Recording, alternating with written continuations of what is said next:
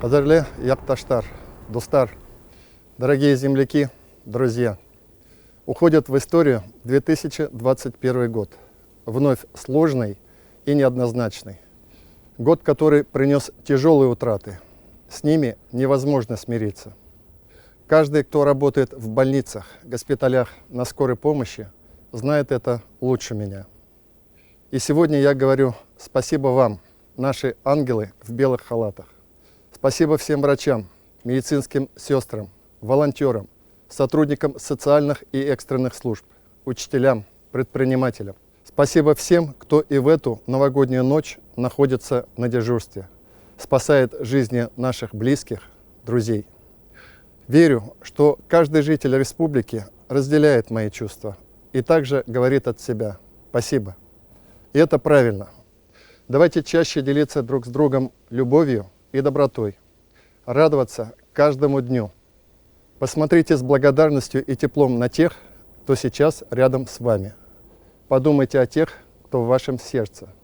В это непростое время мы осознали, насколько дороги друг другу, насколько важно быть вместе в радостях и испытаниях.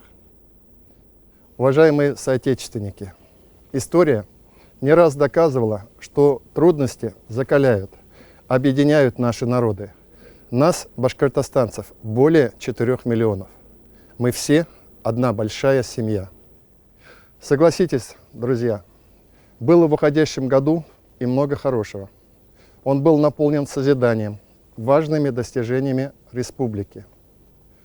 Укрепил в нас уверенность в том, что мы обязательно преодолеем все трудности. Несмотря ни на что, Башкортостан уверенно идет вперед.